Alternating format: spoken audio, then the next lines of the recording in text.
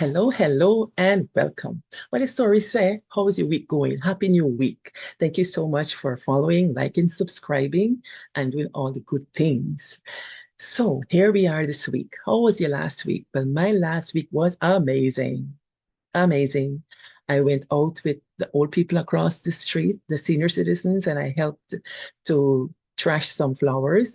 One old lady, she was so sweet. She was interested in my hair because, they don't see this kind of style. And she came over to ask me about my hair. So I pulled up one of my plaits.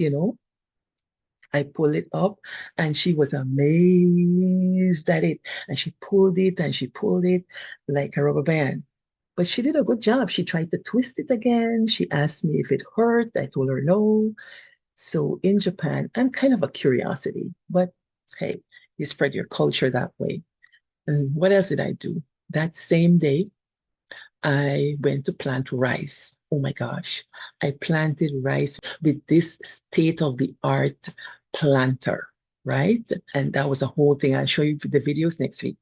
So that was Thursday. I had meetings on Thursday, wild day, it's exhausted. And today I slept all day because I was so tired. Because yesterday I went downtown to the festival. They had a festival called the Yakuman Goku Festival. It happens in the spring, the first week of June, where everybody comes out and they're very festive in their costumes and the kimono, and they sing and compete for dancing. They dance these ancient dances, welcoming their Lord back into the village and things like that. So it's quite interesting. So I have it on a live, so you can go check it out. It was amazing. And the taiko drums, huge drums. And I love drums. So I was enjoying the Japanese culture and I brought some of you along. Thank you for watching. What are we doing today? So somebody asked me to tell Jumbie story. Jumbie stories. Well, here's the thing. When I was researching Jumbie stories, I go to get the oral traditions. I go get them from the people. And many people have told me that them not know Jumbie story. They don't know Jumbie story because they were always afraid as kids. They were terrified. So they didn't memorize any stories. Well, what is this? This is our tradition. It's one thing to talk about, yes, we have Jumbie stories, but not knowing any, inexcusable. So today, that that inexcusableness is over. We will talk the Jumbie story. So yeah, sit down. Before I tell the story, let me give you a little backstory about Jumbie story. The word Jumbie, as I understand it, Jumbie comes from the Congo people, the Kikongo language, and it's sometimes pronounced as zombie. So you will hear maybe Jamaicans talking about zombies and other people, but we say Jumbie. Same thing. What's a Jumbie? Jumbie is an entity, can be an evil entity, malevolent, wants to harm people, scare children, likened to a spirit or demon, right? These not living people. Anyway, when Guyanese talk about Jumbies, they tend to talk about a whole set of entities. So you will get an entity called the Baku. The Baku is a short man. They say 3-4 inches tall. It can go in a bottle. Bakus are usually male and very malevolent, very wicked. They can disturb a whole village, wreck your house, wreck your family, take your riches. Because from what I understand, people who are very rich have Baku, because Baku brings riches. But if you treat the Baku bad, it takes your riches. Where do you get Baku? They say you got to go to Suriname. No offense to the Suriname people, but that's what the stories say. That is go to Suriname and buy Baku or get Baku and bring it to the house and keep it good. If you get a good Baku, it brings riches to you.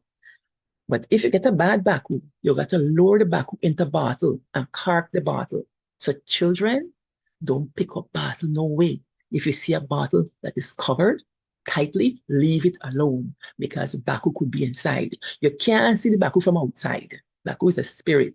So you can't open it. But when it's ready to manifest itself, you might see it, right? So I have a whole story about Joanna and the Baku because at Buxton Village, they had a grand performance with this Baku that used to perform at Joanna house. Trovia, she pattern kind of thing.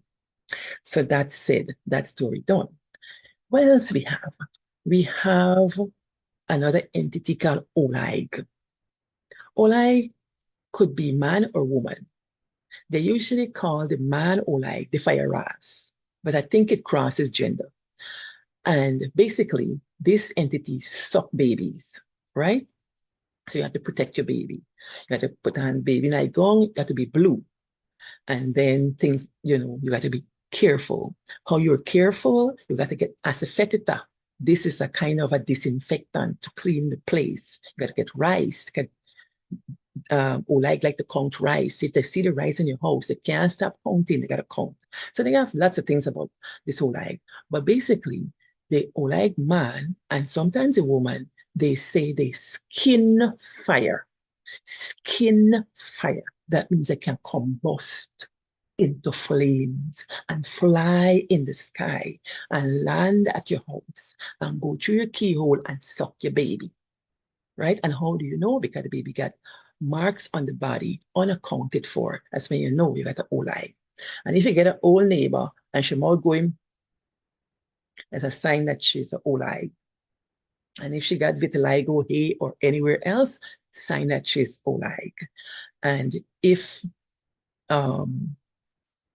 she got juky face, let's say she got pock marks from acne, definitely old. I just say it's elder abuse. But anyway, they say they all like this, do the wickedness, suck people.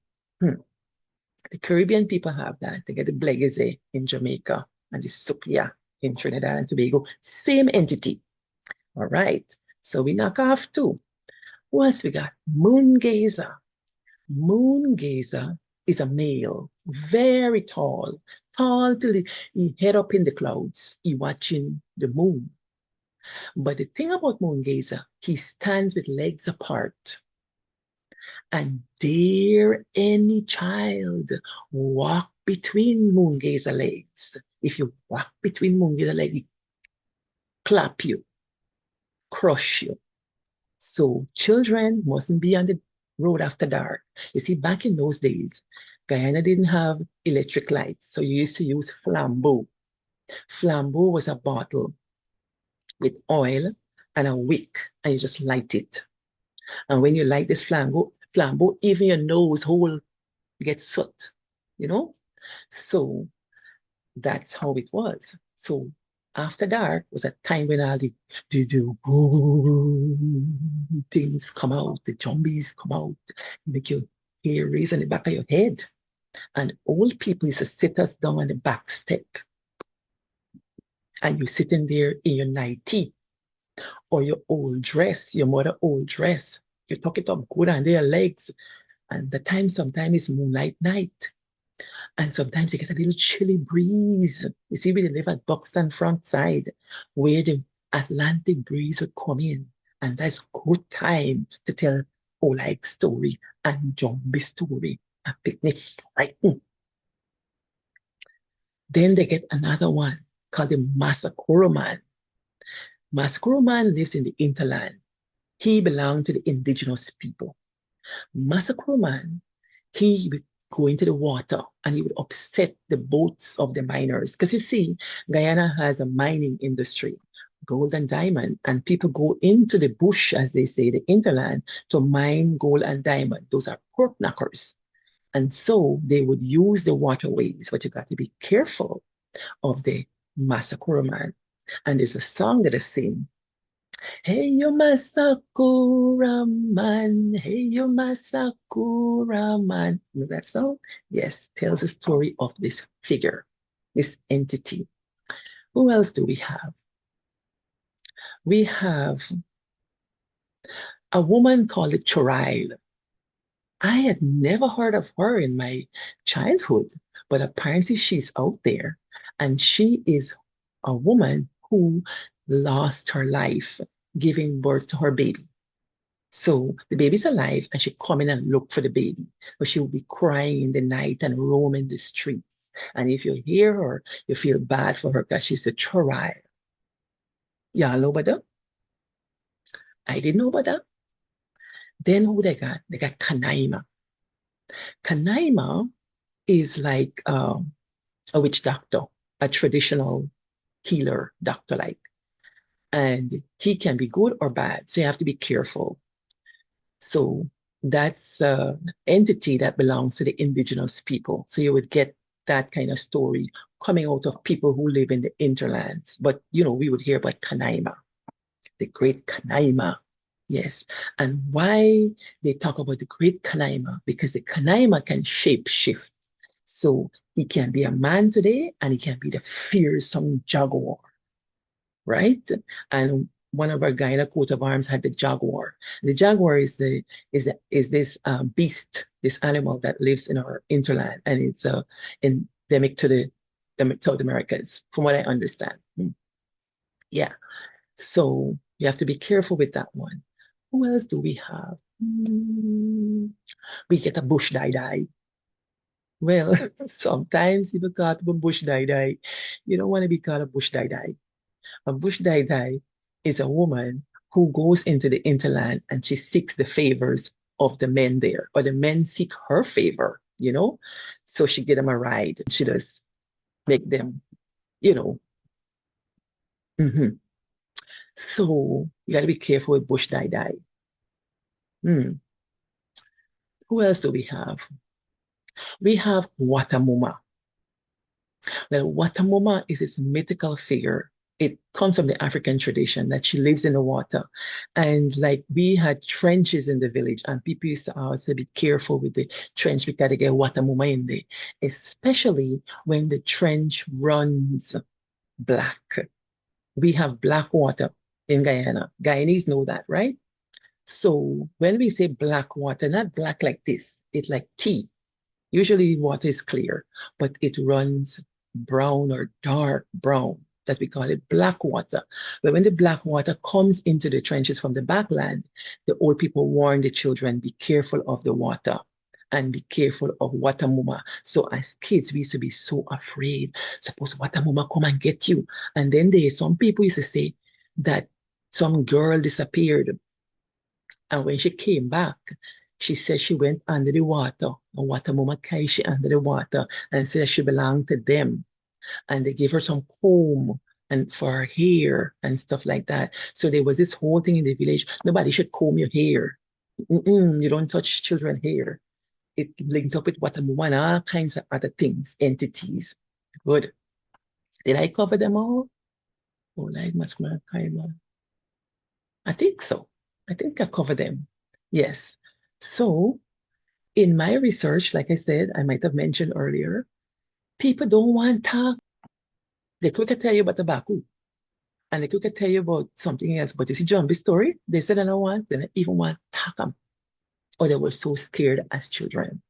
So I have two Jumbie stories for you. Buckle up. Old people say, then get one man, he been a dance. This man went to the dance hall and he danced all night, enjoyed himself. And when the party over, he left on the road because you see, he was a little drunk. As they say, he's sweet. So he walking down the road, and people who live in the village, we know when a man's sweet. He talking to himself. He loud. He not staggering too much. He just a little tipsy. So this man was going home from the dance hall. As he walking down so, he met another man. And the man said, hey, partner, what's going on? He said, there. And the two of them start to talk. So this conversation going on. Then all of a sudden, the dancehall man turn and look at the partner, his companion. And guess what he see? This hand white.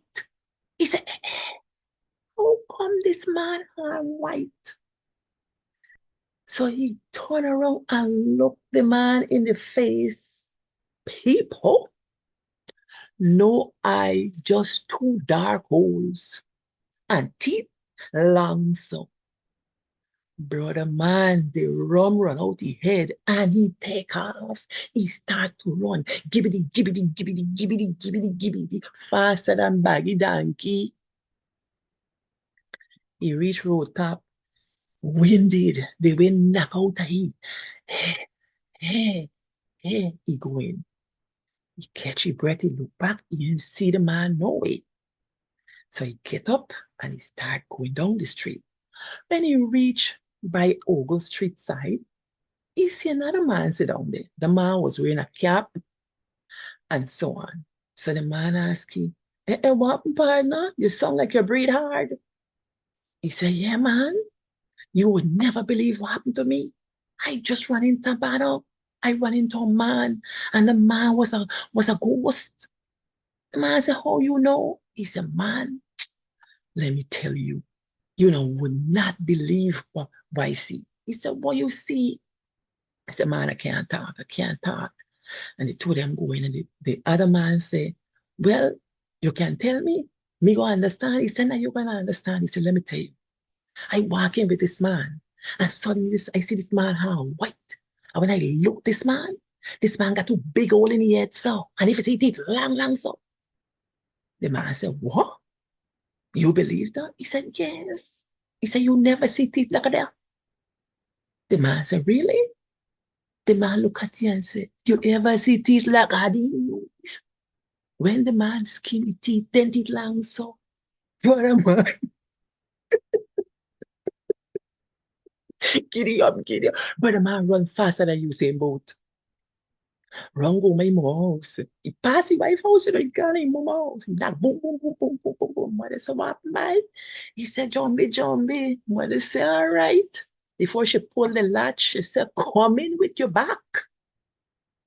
Come in with your back. For those who are not Guyanese, when you leave the street and you go home at night, you don't go in your house face forward. You're supposed to face the outside so you can see anything that's coming with you, or they wouldn't open the door. So that's how he was able to get in, because he went in with his back.